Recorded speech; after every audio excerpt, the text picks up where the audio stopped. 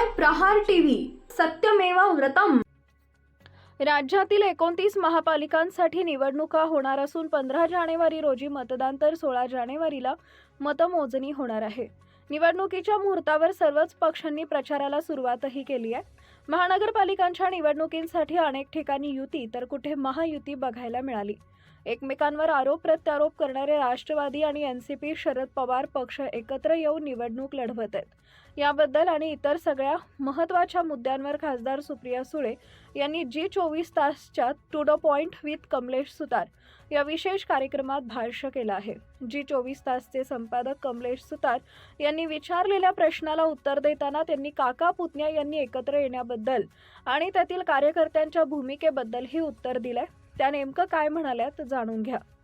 राष्ट्रवादी सोबत जेव्हा युती केली तेव्हा सुप्रिया सुळे एकदा म्हणाल्या होत्या की जोपर्यंत उपमुख्यमंत्री अजित पवारांसोबत आहे तोपर्यंत राजकीयदृष्ट्या त्यांना घेणं अशक्य आहे। या वाक्याची जी24 तासचे संपादक कमलेश सुतार यांनी सुप्रिया सुळे यांना आठवण करून दिली।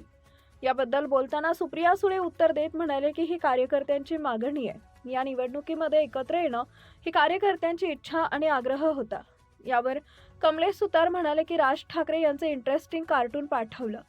आम्ही पत्रकारितेत जुने होतो तेव्हा राज ठाकरे यांचं कार्टून बघितलेलं, ते पवार साहेबांचे कार्टून आहेत।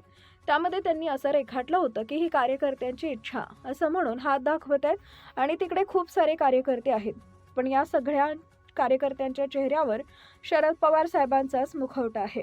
आपल्या इच्छा या कार्यकर्त्यांच्या इच्छा म्हणून दाखवायचं आणि करायचं, हेच यातून सोयीचा अर्थ काढला जातो।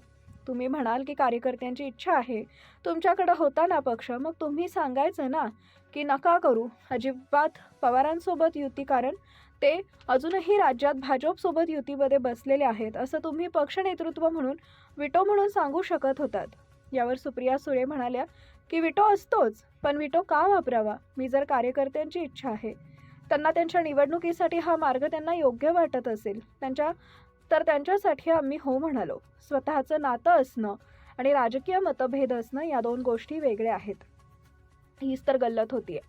माझं म्हणणं एकच आहे की राजकीय मतभेद हे एका सशक्त लोकशाहीत असलंच पाहिजे, मात्र याचा अर्थ एकमेकांची डोकी फोडणं असा नाही। आणि मुळात काँग्रेसची ही संस्कृतीच नाहीये याचा पुनरुच्चार त्यांनी केला।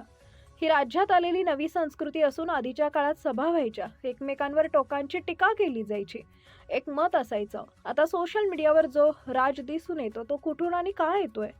मतभेद हे असायलाच हवेत, पण म्हणून तुम्ही माझे शत्रू आहात हा संदेश देशात पोहोचवणं थांबवायला हवं, असाच आग्रही सूर सुप्रिया सुळे यांनी आळवला।